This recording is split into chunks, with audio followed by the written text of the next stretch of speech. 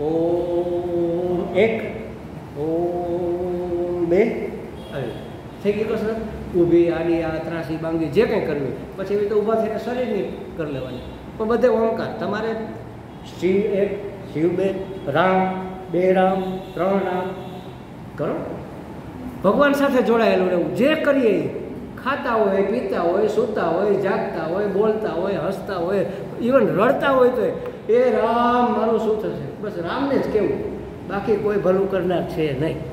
સમજો, આનું નામ ઉપાસના. પછી તમે બેસીને જપ કરતા હો કે ન કરતા હો, તમે જે કરતા હો એ ભગવાન સાથે જોડાયેલા રહ્યો, એનું નામ ઉપાસના. ગોપીઓ કહે છે કે આ પક્ષીઓ ખુલ્લી આંખે ભગવાનનું ધ્યાન કરે છે અને આંખ બંધ કરીને શું કરે તો કે ભગવાનની ઉપાસના કરે છે. ભગવાનથી નજીક રહેવાનો, મનમાં ભગવાનની છબી લાવે છે કે આ ભગવાન જો સામે બેઠા છે, ટેડી ટાંગ કરીને, બાંકે બિહારી અને પેલી શું કહેવાય વનમાલા, વૈજંતી માળા પહેરેલી છે અને બાંસુરી વગાડે છે, પીળું પીતાંબર હવામાં ફરફર ફરફર ફરકે છે. આંખ બંધ કરીને એની નજીક રહે, એનું નામ ઉપાસના. એનું ધ્યાન કરવું એ પણ ઉપાસના જ છે. ઉપાસનામાં બધું જ આવી જાય.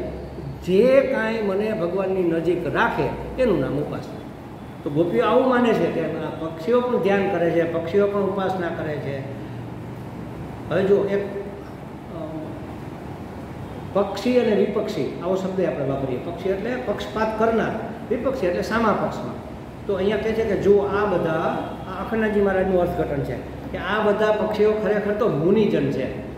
પૂર્વ મીમાંસાના પક્ષી એટલે કે એના પક્ષપાતી જૈમિની, ઉત્તર મીમાંસાના પક્ષી એટલે પક્ષપાતી વ્યાસજી, યોગશાસ્ત્રના પક્ષી એટલે એના પક્ષપાતી પતંજલિ. આ બધા અહીં કૃષ્ણના પ્રેમમાં મગ્ન થઈને પક્ષી થઈને બેઠા છે. એ બધા જ પક્ષી થઈને, અરે એક એક તણખલું બધું ત્યાંથી બ્રજમાંથી વૈકુંઠમાંથી આવેલું છે. ઉદ્ધવજી જ્યારે ગોપીઓને મળવા જાય છે ને અને ગોપીઓનો પ્રેમ જોવે છે અને ત્યારે ભગવાનને પ્રાર્થના કરે કે ભગવાન મને તું વ્રજનું ઘાસ બનાવી દે. ઘાસ શું કામ બનવું તમારે? કે જેથી આ ગોપીઓ ચાલે ને તો એની ધૂળ મારા ઉપર પડે અને હું પવિત્ર થાઉં. તમે વિચાર કરો, ઉદ્ધવજી એટલે મારી દ્રષ્ટિએ તો ભાગવતનું સર્વશ્રેષ્ઠ પાત્ર.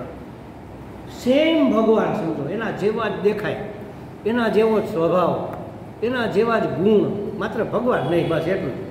ભગવાનના મિત્ર, ભગવાનના મંત્રી અને ભગવાનના ભક્ત. અને કપડાં ભગવાનના જ પહેરે. ભગવાન પહેરીને ઉતારે એ કપડાં એ પહેરે, ભગવાન માળા ઉતારે તો એ માળા એ પહેરે, ભગવાનના જ શૃંગાર એ કરે. અને દેખાવમાં બિલકુલ ટ્વીન હોય ને એવા. એટલે જ્યારે પહેલી વખત ઉદ્ધવજી વ્રજમાં આવ્યા ને તો બધી ગોપીઓ દોડી ભગવાન આવ્યા, ભગવાન આવતા લાગે, જો દૂરથી એના જેવા જ લાગે ને. નજીક આવે તો કોઈ અડે ધડે ના, આ તો કોઈ બીજું છે. એટલે પૂછ્યું ભાઈ તમે કોણ છો? ભાઈ ભગવાન જેવા જ દેખાવ છો. તો કે હું ભગવાનનો મિત્ર છું, હું એનો મંત્રી છું અને તમને સમજાવવા માટે આવ્યો છું. હવે સમજા બેસો તમે. તો કે ના પણ મને બતાવો ને કે ભાઈ નંદરાજાનું ઘર ક્યાં છે, પહેલાં હું અહીંયા ઉતારો લઉં. તો કે એમાં ઘર પૂછવાની શું જરૂર છે? આ રેલો આવેલો આવે ને પાણીનો, એ રેલે કેમ આ રેલો આ ઝરણું આવે છે? તો કે ના, નંદ યશોદા રડે છે, એના આંસુમાંથી આ પ્રવાહ આપો આવે છે. એ ઝેરથી કૃષ્ણ ગયો ત્યારથી એની આંખોમાંથી આંસુ સુકાણા નથી. એટલે ત્યારે એને થાય કોઈને આટલો પ્રેમ હોય, ત્યારે એને પ્રેમનું મૂલ્ય સમજાય છે કે જે કરે, જે હોય, જ્યાં હોય, જેવું હોય એ બધું જ પરમાત્મા હોય. આવો ભાવ જ્યારે થઈ જાય તો પરમની પ્રાપ્તિ ક્યાં કરવાની બાકી રહી? પછી એ જ પરમ. તમે પોતે જ અંદર મીઠાની પુત્રી સમુદ્રમાં ઓગળી ગઈ, વાત પતી ગઈ, પોતે સમુદ્ર જ બની ગઈ ને. એક પાણીનું ટીપું ઉપરથી પડે સમુદ્રમાં તો એ પોતે સમુદ્ર જ બની જાય ને. એને પછી જુદું રહેવાની જરૂર નથી, એને પ્રાપ્ત કરવાની જરૂર નથી. તો કે આ બધા પક્ષીઓ છે, બધામાં એવું જોવે છે, ખાલી પક્ષીઓમાં જ નહીં. જો હરણને જોવે છે ને તો કહે છે કે ભાઈ હરણ તો આ મૂઢ બુદ્ધિ, પશુ બુદ્ધિ છે ને, પણ એ કેની રાહ જોવે છે? એના પતિની. આમ ઊંચી આમ કાનછોરી ચડાવીને આમ જોયા રાખે છે. એના પતિનું નામ શું છે ખબર છે? હરણના પતિનું નામ કૃષ્ણસૂર. કૃષ્ણસાર હરણનો એક પ્રકાર છે. કાળું હરણ હોય ને એ કૃષ્ણસાર કહેવાય. તો એના જીવનનો સાર જ કૃષ્ણ છે, એટલે એનું નામ કૃષ્ણસાર છે. આવું ગોપી વિચારે. જો એ પોતે કૃષ્ણનો સાર શોધે છે, એમ પોતાના પતિને શોધે છે એવું નહીં. કૃષ્ણ ભગવાનનો સાર, એમાં રહેલો સાર એટલે રસ. એનો અર્થ ક્યાંથી મને કૃષ્ણનો રસ પ્રાપ્ત થાય? જોવાથી, સાંભળવાથી, સૂંઘવાથી, અડવાથી ક્યાંથી મને એનો રસ પ્રાપ્ત થાય? તો આ હરણ મૂઢ બુદ્ધિ છે, પશુ બુદ્ધિ છે, એ પણ કૃષ્ણ સારને શોધે છે. અને આ ગિરિરાજ એ પણ ભક્ત શ્રેષ્ઠ છે, એ ભગવાનના ધ્યાનમાં સ્થિર થઈને બેઠો છે. ગિરિરાજ પર્વત છે. એટલે આવી રીતે બધામાં આ ઘાસના તણખલા. અરે એમાં તો ગોપીઓ પૃથ્વીને એવું કહે છે કે હે પૃથ્વી, કિમ તે કૃતમ ક્ષિતિ તપો બલમ. હે પૃથ્વી, તારું એવું કયું તપનું બળ છે કે કૃષ્ણના ચરણ તને સ્પર્શ થવાથી આપણને રોમાંચ થાય? એટલે શું થાય? રૂવાડા ઊભા થઈ જાય ને. તો આ ઘાસ છે એ જાણે કે તારા રૂવાડા ઊભા થઈ ગયા છે. કૃષ્ણના પગનો સ્પર્શ પામવાથી તારા આ ઘાસ રૂપી રૂવાડા ઊભા થઈ ગયા, રોમાંચ તને થઈ ગયું. તે એવું તે કયું તપ કર્યું કે કૃષ્ણ ભગવાનના પગનો સ્પર્શ તને થાય છે? આપણે તેને ચરણ સ્પર્શ કરવો હોય તો કેટલા તપ કરવા પડે, ત્યારે ભગવાનના ચરણને ત્યાં સુધી આપણે પહોંચી શકીએ. અહીંયા પણ તમે જાઓ, શ્રીનાથજી ભગવાનના ગર્ભગૃહમાં થોડા જવા દેશે આપણને? ક્યાંય એક પણ ભગવાનના ગર્ભગૃહમાં આપણને બહારથી દર્શન કરો ભાઈ. સંન્યાસી હોય, સાધક હોય તો એને અમને લોકોને જવા દે, બાકી તો કોઈને અંદર ન જવા દે. એનો સ્પર્શ કરવો સહેલો નથી. શું કામ? સંસારી માણસો છે ને, સંસાર ભેગો લઈ રહેતા હોય, અહીંયા ભરેલો પડેલો હોય, એને ઈશ્વરમાં દોષ દેખાય. તો દોષ દેખાય તો ઈશ્વરનું તો કંઈ બગડી નથી જવાનું, પણ એ તો દોષ કાઢવા આવ્યો છે, એના બદલે દોષ લઈને જાય. ભગવાનમાં, ગુરુમાં અને શાસ્ત્રમાં દોષ જોવાથી બહુ મોટું પાપ લાગે. કોઈ પણ સાધુ પુરુષ સદગુરુમાં, શાસ્ત્રમાં અને ઈશ્વરમાં દોષ જોઈએ તો એનાથી મોટો દોષ બીજો એ કંઈ નથી. અને એ બહુ ભયંકર કૃત્ય ગણાતું હોય છે.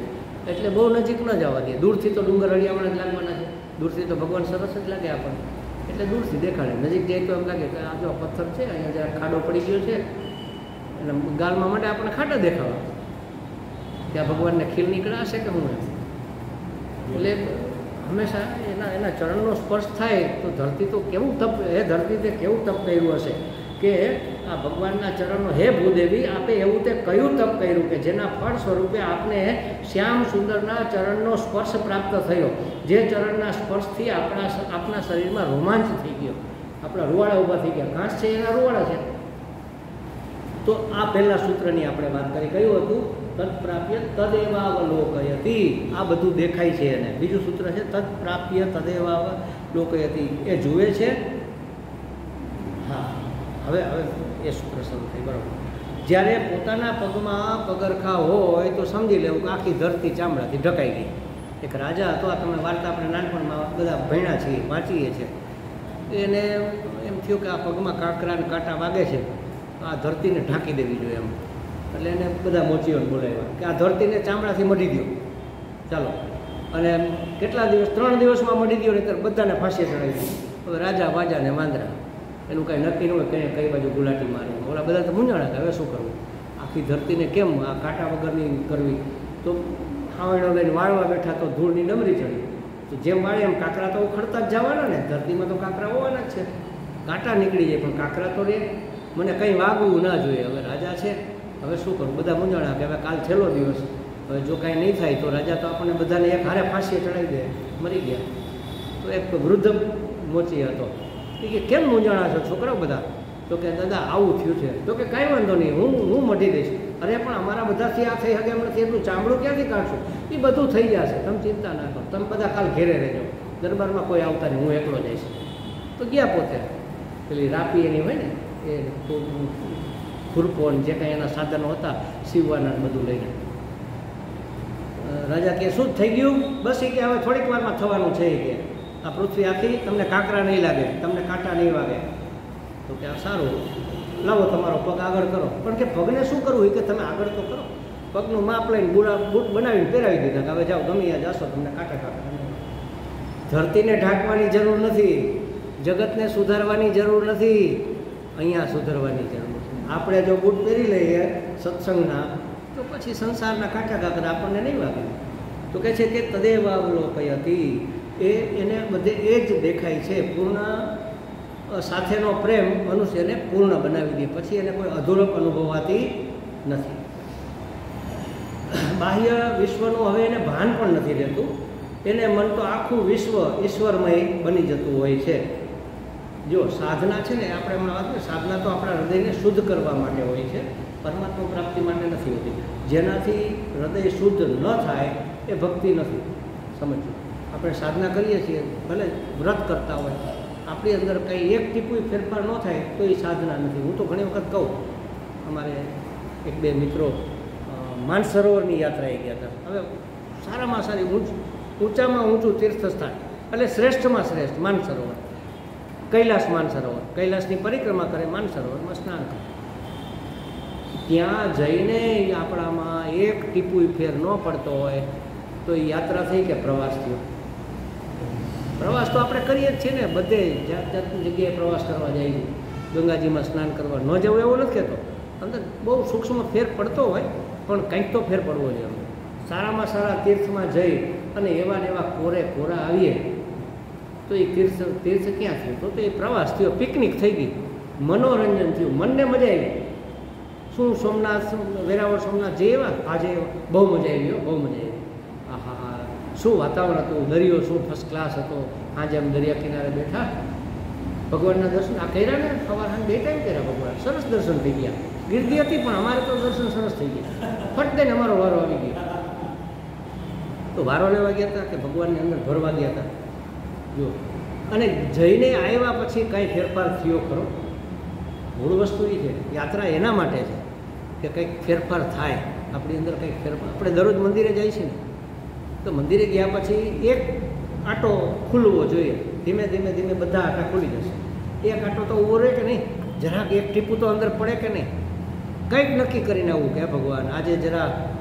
એક પ્રાર્થના બહુ સરસ છે, એમાં પ્રાર્થના કરનાર એવું કહે છે કે હે ભગવાન, આજના દિવસમાં મારા સંપર્કમાં જે કોઈ આવે એ થોડાક વધુ રાજી થઈને જાય એવું કરજે.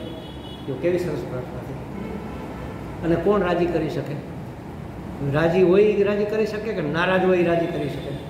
હું બહુ નારાજ છું, એકદમ આમ ખિન્ન છું, અને તમારી પાસે આવો તમને હું રાજી કરી શકું? તમને એટલે ટેકાવી નાખું કે જાઓ અહીંથી આવજો પછી નિરાતે. આવું આપણે કરેલું જ છે ને, બધાએ કરેલું જ છે. રાજી કોણ કરી શકે? જે અંદરથી રાજી હોય એ. એટલે એણે શું માગ્યું? અંતઃકરણનો રાજીપો. અને રાજીપો એટલે શુદ્ધિ. હે ભગવાન, મારા સંપર્કમાં આજના દિવસે મારા સંપર્કમાં જે કોઈ આવે એ થોડોક વધુ રાજી થઈને જાય. આપણે એમ નથી કહેતા કે રાજી નહીં હોય, હશે, પણ છે એના કરતાં થોડોક વધુ રાજી થઈને જાય. તો એ જેટલો રાજી થશે એના કરતાં અનેક ગણો રાજીપો મારી અંદર હશે તો હું દાન કરું. લાખ રૂપિયાનું ક્યારે કર્યું? મારી પાસે 50 લાખ હોય તો હું લાખનું દાન કરું ને. મારી પાસે 30,000 હોય તો હું લાખનું દાન થોડો કરી શકવાનું છું. એટલે કોઈને હું જરાક રાજી કરું તો એનો એવો કે હું જાજો રાજી હોઉં. તો જો આવી પ્રાર્થનાઓ કરવી જોઈએ, આવો ફેરફાર આપણી અંદર થવો જોઈએ. મંદિરે જઈએ ત્યારે આ વસ્તુ થવી જોઈએ. તો કે સાધના આપણા હૃદયને શુદ્ધ કરવા માટે છે, અને જેનાથી હૃદય શુદ્ધ ન થાય એ ભક્તિ વાસ્તવમાં ભક્તિ નથી. ચિત્તની શાંતિ અધિક મૂલ્યવાન છે. માટે જોવું કે કયા કામથી આપણા ચિત્તમાં શું આવે છે, શાંતિ આવે છે કે અશાંતિ આવે. જેનાથી મનમાં શાંતિ જળવાય એવા ધંધા કરવા, અશાંતિ ઊભી થાય એવા ધંધા ન કરવા. પછી ગમે એમ હોય તો આપણે ત્યારે પણ આટલો લાભ થાય છે, લાખ રૂપિયાનો સોદો છે, કેમ જવા દેવો? એ લાખ રૂપિયા નખો જ કાઢે જો અશાંતિથી પ્રાપ્ત થયા હોય તો. શાંતિથી, પ્રસન્નતાથી પ્રાપ્ત થયા હોય તો જ ફળે. કોઈને છેતરીને લીધા હોય તો એ મળે તો ખરા, પણ ફળે કર્ણ. એને એમ થયું મારે તો શ્રેષ્ઠ ગુરુ હોય ને એની પાસેથી વિદ્યા ભણવી છે. તપાસ કરી તો કે પરશુરામ સૌથી શ્રેષ્ઠ છે.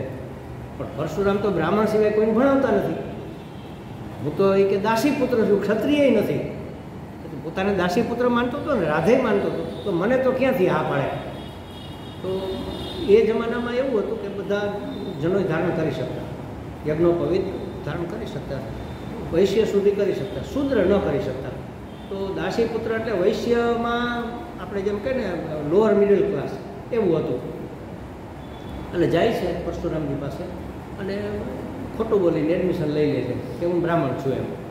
સારું, ભણવામાં હોશિયાર, ગુરુજીને બહુ પ્રિય થઈ ગયો. તો ગુરુજીને એક દિવસ જરા સુસ્તી જેવું લાગતું હતું, એને શું હતું તો એ સૂતા. તો કર્ણ કે ગુરુજી મારા ખોળામાં માથું રાખો ને તમે, એટલે તમારે વાગે નહીં આમ જરા. એટલે એના ખોળામાં માથું રાખી અને પરશુરામજી સૂતા. હવે ભગવાનને એમ થયું કે આને કંઈક જો આમનામ રહેશે તો પછી આને કોઈ જીતી અર્જુનને આને પાડવો હોય તો કેમ પાડશે પછી?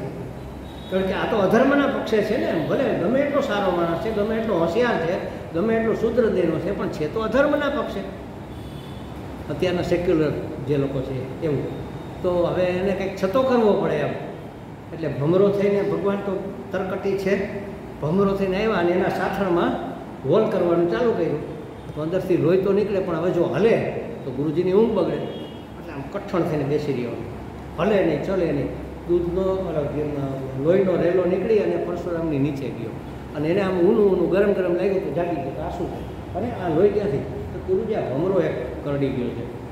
એટલે એને આમ કહ્યું, તું બ્રાહ્મણ ન હોય, બોલ સાચું બોલ, તું કોણ છે? આમ ત્યારે એને ખ્યાલ આવી ગયો તો કે એના ગુણ લક્ષણ પ્રમાણે ક્ષત્રિય છો અને આમ રાધાનો પુત્ર છો.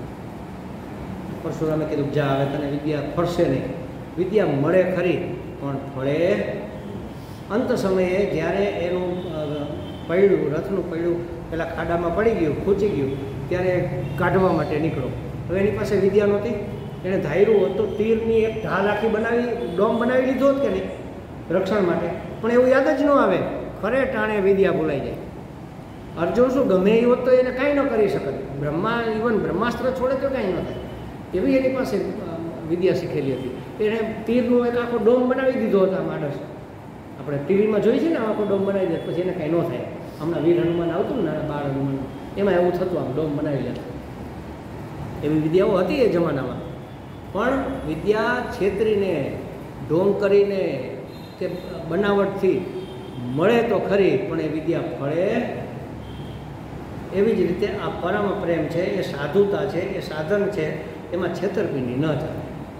નિર્મળ હૃદયનો પ્રેમ તો જ પ્રાપ્ત થાય કે જો તમારું હૃદય નિર્મળ હોય. મારું હૃદય નિર્મળ ન હોય તો મને પરમાત્મા તો અત્યંત નિર્મળ છે ને, એમાં મળનો છાંટો નથી. તો એ પરમાત્માની પ્રાપ્તિ મને થાય કેવી રીતે? હું જો એને કપટ કહે છે શાસ્ત્રની ભાષામાં. મારી ભક્તિમાં કપટ રહેલું હોય. કપટ એટલે આપણે એવું માનીએ છીએ છેતરી લેવું એનું નામ કપટ. કપટ એટલે માત્ર છેતરવું નહીં, કાંઈ પણ અપેક્ષાથી ભક્તિ કરતા હોય એ પણ કપટ છે. હે ભગવાન, મારા દીકરાને 95% માર્ક અપાવી દેજે, આ કપટ છે, આ કપટની ભક્તિ છે. એને કપટ શાસ્ત્રમાં કીધું છે. કાંઈ પણ અપેક્ષાથી, કાંઈ પણ કામનાથી કરવામાં આવેલી ભક્તિ એ કપટ છે. બાકી કપટ તો કપટ છે જ. કપટ એટલે છેતરપિંડી, એ તો છે જ. પણ અપેક્ષા રાખીને કરવી સાધના એ પણ કપટ છે. અને આપણામાંથી કોણ અપેક્ષા વગર કરે છે? આપણે ભગવાન પાસે જઈએ છીએ, ભગવાન નથી જોતો, ભગવાન પાસેથી કંઈક જોઈ છે. ધન જોઈ છે, પદ જોઈ છે, પ્રતિષ્ઠા જોઈ છે, સુખ જોઈએ છે, અનુકૂળતા જોઈએ છે, કમ્ફર્ટ જોઈએ છે. ભગવાન નથી જોતો. ક્યારે કીધું ભગવાન તું મને પ્રાપ્ત થઈ જાય? કોઈએ માગ્યું અત્યાર સુધીમાં કે ભગવાન મને તારી પ્રાપ્તિ થઈ જાય? આટલું ભણ્યા પછી, આટલો સત્સંગ કર્યા પછી હજી આપણે ક્યારેય ભગવાનને માગ્યા નથી. તમે વિચાર કરો, સંસાર કેટલો ઊંડે સુધી ઘૂસેલો છે. અને હવે આપણે બીજી શેની જરૂર છે? ઘરના ઘર છે, ફળિયામાં નળ છે, છોકરાઓ લાઇનસર છે, હવે શું કામ ચિંતા કરીએ? એનું નસીબ લઈને એવા હશે ને. આપણા કરતાં તો આપણા છોકરાઓ કેટલા હોશિયાર છે કે નથી? આપણને મોબાઈલમાં કાંઈ ભાન નથી પડતું. હવે આપણું નાનું 5 વર્ષનું ટેણી હોય તો કે લાવો દાદા કરી દઉં. આપણે ક્યારેક હેંગ થઈ ગયો હોય તો એ રિસ્ટાર્ટ કરી દઈએ, પછી આપણને ખબર પડે કે આવું કરીએ તો રિસ્ટાર્ટ થાય. આપણા કરતાં અનંત બુદ્ધિવાળા, અનેક ગણી બુદ્ધિવાળા છે, અનેક ગણા સંસ્કારી છે. હવે આપણે એની ચિંતા કરવાની જરૂર નથી. આપણે આપણું સંભાળીએ તોય ઘણું. હવે આપણે ભગવાન સિવાય કશું માગવાની જરૂર નથી, અને ભગવાનની પ્રાપ્તિ સિવાય કશો પ્રયત્ન કરવાની પણ જરૂર નથી. સંસારની રીતે સરસ ચાલે છે અને ચાલવાનો જ છે. હવે છોકરાઓને શું ખબર પડે? સ્વામી હજી એ નાના કહેવાય. હવે કાંઈ નાના નથી, આપણા કરતાં 10 ગણી બુદ્ધિ અને નસીબ તો લઈને આવ્યા જ છે ને. આપણે તો સામાન્ય કુટુંબમાં, ગરીબ કુટુંબમાં ગામડે જન્મતા હતા. એક પાલી એક ધૂળ પેટમાં ગરી જતી હતી, હાંજ થાય ત્યારે રોટલા ખાવા ભેગા થતા. તો આ નસીબદાર નથી છોકરાઓ? એસીમાં ફરે છે, નથી નસીબદાર? તો નસીબ લઈને તો આવ્યા જ છે, પછી શું કામ ચિંતા કરો? તમારા કરતાં તો અનેક ઘણા સારા નસીબ છે એના. હવે શું કામે વળગીને રહ્યા છો? મૂકો માથાકૂટ. જેને વળગવાનું છે એને વળગો ને, પકડવાના છે એને પકડીએ ને. પણ ક્યારેય આપણે ભગવાનને માગ્યા નહીં. ભગવાન પાસેથી બધું માગ્યું. દીકરાઓનું આમ કરજે, ધંધાનું આમ કરજે, અમારી ઘરવાળીને કમર દુખે છે, હે ભગવાન એની કમર મટાડી દેજે. એ કમર મટાડી દે, તમારી એને માથાકૂટ કરશે. એના કરતાં ઠીક છે, પડી છે પથારીમાં, અને હરખે રોટલો નહીં ખાવા દે.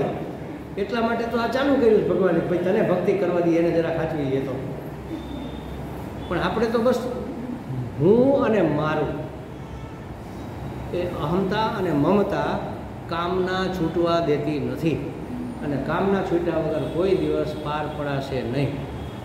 બિલકુલ નિષ્કામ કર્મ થાય, ભગવાનની મરજીથી થાય, ભગવાનની પ્રેરણાથી થાય, ભગવાનની શક્તિથી થાય અને ભગવાનને અર્પણ થાય તો અંતઃકરણ શુદ્ધ થાય.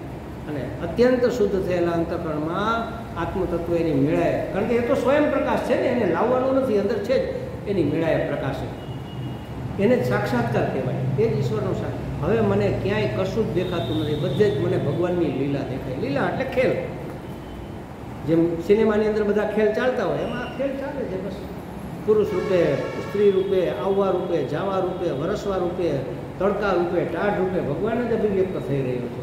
આવું દેખાવા માંડવું જોઈએ. પણ આપણા મનમાં જો પેલું કપટ હશે, કપટ એટલે અપેક્ષા, કપટ એટલે કામના, કપટ એટલે ઈચ્છા, તો નહીં દેખાય, ત્યાં સુધી નહીં દેખાય. આજ સુધી આપણે એ છોડી શક્યા નથી. યાદ કરો, કોઈ ભગવાન માંગ્યા હોય તો મને કહો, માંગ્યા કોઈ? કેટલા વર્ષોથી અહીંયા રામદાસમાં આપણે આવીએ છીએ, કેટલા વર્ષોથી આપણને આ બધું ભણવા મળે. ક્યારેય મેં એમ નથી કીધું કે હે ભગવાન મને બ્રહ્મ પ્રાપ્તિ થઈ જાય, મને પરમની પ્રાપ્તિ થઈ જાય, મને પદની પ્રાપ્તિ થઈ જાય, મને પ્રતિષ્ઠાની પ્રાપ્તિ થઈ જાય, મને પૈસાની પ્રાપ્તિ થઈ જાય, એ બધું માગીએ. મને સ્વાસ્થ્ય પ્રાપ્ત થાય, હું સાજો નરવો, હે ભગવાન હાજા નરવા રાખજે. મોટે ભગત આવું જ કહેતા, આપણા દાદીમાં તો આવી જ પ્રાર્થના કરતા અમે સાંભળ્યા છે. હે ભગવાન મારા શું કહે ભૈરા ભંડાર રાખજે. ભગવાન ભંડાર ભૈરા જ રાખવાના છે, આપણા ધંધા હરખાઈ છે તો જે કર્મ કરીને આવ્યા છે એ પ્રમાણે જ પ્રાપ્ત થવાનું. માગવા જેવા માત્ર પરમ પ્રેમથી ભરપૂર પરમાત્મા, એના સિવાય કશું માગવા જેવું. અને એ આવી જાય તો બધું સરખું જ છે, એ સવડું થઈ ગયું તો બધું સરખું જ છે, કારણ કે મૂળમાં તો એ જ છે ને. હવે હું એક એક પાંદડાને પાણી પાવા જાઉં તો કેદી પાઈ લઉં આખા પીપળામાં? એના મૂળમાં કાગળ રેડી દો ને, પાંદડે પાંદડે પહોંચી જશે. તો મૂળ તો પરમાત્મા છે ને, પરમાત્માને પ્રાપ્ત કરી લ્યો, આખી દુનિયા આપણી થઈ જશે. જો ભાવનગરના પોલીસ કમિશનર મારા હોય, મારા મિત્ર હોય, તો મારે પછી પેલા જમાદારને કંઈ મિત્ર કરવો પડે, ઇન્સ્પેક્ટરને મિત્ર બનાવવો પડે? પોલીસ કમિશનર જ મારા મિત્ર છે, બાકીના બધા મારી અંડરમાં આવી ગયા. જે હેડ છે ડાયરેક્ટ ડાયલિંગ કરો ને એની હારે, શું કામ નાના નાના થોડિયાઓને પકડવા જોઈએ? સીધા ડાયરેક્ટ ડાયલિંગ, અહમ બ્રહ્માસ્મિ, બસ હું બ્રહ્મ છું અને મને બ્રહ્મ સિવાય કશું જ ખપતું નથી, પરમાત્મા સિવાય મને કશું જ જોઈતું નથી. આ ભાવનાથી આપણે કરીએ તો આપણું અંતઃકરણ શુદ્ધ થાય. એટલે કે છે કે સાધના આપણા હૃદયને શુદ્ધ કરવા માટે છે. ચિત્તમાં દોષ ન હોય તો પણ જો એક આની પહેલાં મેં કીધું કે ચિત્ત શુદ્ધ ક્યારે થયું કહેવાય, અને એનો રસ્તો મને મારા દરરોજ ડેઈલી કહું છું, અઠવાડિયે, મહિને, વર્ષે નહીં, ડેઈલી મને મારા 100 દોષ દેખાય. 100 મારી ભૂલો મને દેખાય. દોષ એટલે એવું નહીં કે મેં કોઈને છેતરી લીધા એ જ દોષ છે, પણ જરાક ઊંચા અવાજે બોલી ગયો હું, આ મારી ભૂલ કહેવાય. આવું મારે ઊંચા અવાજે ન બોલવું જોઈએ. ફલાણે મને પૂછ્યું, હા ભાઈ આ મને ખબર છે, એવું કર્યું ને હમણાં કરી દો, એ બરાબર નથી. આવું ઝીણા ઝીણા એ દોષ જ છે. એવા 100 દોષ મને દેખાય તો સમજી લેવું કે મોક્ષનો દરવાજો ખુલી ગયો. તો મને મારા દોષ તો એકેય દેખાતા નથી, બીજાના તો 1000 દેખાય છે. 100ની ક્યાં વાત કરો, એના ઉપર એક મીંડું ચડી જાય છે, દેખાય ને. બધું જ ઘરનું કામ મૂકી દીધું હોય બાએ. હવે વહુઓ છે ને બધું, અને વહુ પછી વાસણ ઉટકીને રસોડામાં જ આવે તો ગેંડીને બધું આવી ગયું છે, ત્યાં વાસણ સાફ કરીને મૂકતા હોય, અને બેઠકમાંથી બહાર જોતા હોય, બેટા એ તો પેલી એમ નહીં આમ ઊંધી વાળજે. અરે ભાઈ તેને ખબર છે કેમ ઊંધી વાળવી, આપણે બહુ તો પહેલાં ઊંધા વાળ્યા, હવે એને વાળવા દો ને. પણ રહેવાતું નથી. જોજો બધાની ભૂલો, એની ભૂલ દેખાણી એટલે આપણે સુધારીને, બીજાના 1000 દોષ દેખાશે, પણ મારાથી ભૂલથી અહીંયા મુકાઈ ગયું એવું ને, અરે અહીંયા ન મૂકવું જાય, કોકને ઠેબે આવે તો શું થાય? અરે આ રીતે ચપ્પલ મારે ન કાઢવા જોઈએ, કોકને ઠેસે આવે ને કોક પડે તો એને હેમરેજ થઈ જાય, માથું ફૂટી જાય. અરે મારે આ રીતે વાહન પાર્ક ન કરવું જોઈએ, મારી ભૂલ થઈ ગઈ, મારે એક બાજુ સાઈડમાં રાખવું જોઈએ જેથી કોઈને નડે નહીં. અરે મારે ધ્યાન રાખીને ચાલવું જોઈએ જેથી આ કીડા મકોડા કચરાઈ ન જાય. દેખાણા કોઈ દી દોષ આપણને આવા ઝીણા 100 દોષ દેખાય, અરે ભૂલ થઈ ગઈ, હવે કાલથી હું ધ્યાન રાખીશ. આવી 100 ભૂલો આપણી દેખાય તો સમજી લેવાનું મોક્ષનો દરવાજો ખુલી ગયો. અને એની સાથે આ તો ખરવું જ, બીજાના દોષ તો દેખાવા જ ન જોઈએ. આપણે એમાં પડવાનું જ નથી, આપણો એ ધંધો જ નથી. બહુ ધંધા કર્યા, હવે જેને કરવા છે એ કરે. આપણા કરતાં બધા હોશિયાર છે, બધી બહેનો હોશિયાર છે, બધા ભાઈઓ, બધા બાળકો, પુત્રો, પુત્રવધુઓ આપણા કરતાં બધા હોશિયાર છે, પાડોશી બધા હોશિયાર છે, આપણા કરતાં બહુ સારી રીતે આવડે છે. જ્યારે શરૂઆતમાં મેં સંન્યાસ લીધો ને તો સ્વામીજીનો જ્ઞાન યજ્ઞ રાજકોટમાં હોય એટલે હું મારી ગાડી લઈને સ્વામીજીને લેવા જાઉં અને ચલાવતો હોય ગાડી. એટલે સ્વામીજી તો બહુ સોબર એમ, ક્યારેક આપણે ઝડપથી બે ધીમે ધીમે આવું કરે એટલે આપણે એમ થાય કે સ્વામીજીની તકલીફ ન પડે, બહુ ધ્યાન રાખી તોય થઈ જાય. ઉતાવળીયો સ્વભાવ હોય. પછી એક વખત કંઈક મારે કામ હતું ને એટલે મારો મોટો સન છે, એનું નામ હાર્દિક છે. મેં કીધું હાર્દિક તું સ્વામીજીને લઈને અહીંથી માં પહોંચને, હું અહીંયા આમથી આ કામ પતાવીને આવું છું. પછી પહોંચ્યા એટલે મેં પૂછ્યું નિરાતે લાવજો જરાક ધ્યાન રાખીને. પછી પહોંચ્યા બધું વાંધો નથી આવ્યો ને એટલે સ્વામીજી સાંભળી ગયા એ કે તમારા કરતાં સારી ચલાવે છે. જો આપણને એમાં લાગતું હતું કે એને નહીં બરાબર કાળજી નહીં રાખે, હંમેશા આપણને બીજાની ભૂલ દેખાતી. મને કે તમારા કરતાં સારી ચલાવે છે. અને આજના છોકરાઓ આપણા કરતાં હોશિયાર હોય જ ભાઈ, એમાં કોઈ સંશય જ નથી. આપણે ભલે 40 વર્ષથી ગાડી હલાવતા હોય, એ 4 મહિનાથી હલાવતા હોય તો આપણા કરતાં એ લોકો હારી હલાવે. આ સીધી વાત છે. એટલે બાકીની ચિંતા મૂકો, થોડ પકડો, બસ મૂળમાં પાણી રેડો, પાલને પહોંચી જશે. એ ભક્તનું કામ છે, ભક્ત આવું કામ કરે છે. આના વિશેની થોડી વાત આપણે કાલે કરીશું. ઓમ પૂર્ણમદ પૂર્ણમિદં પૂર્ણાત પૂર્ણમુદચ્યતે પૂર્ણસ્ય પૂર્ણમાદાય પૂર્ણમેવાવશિષ્યતે. ઓમ શાંતિ શાંતિ શાંતિ. હરિ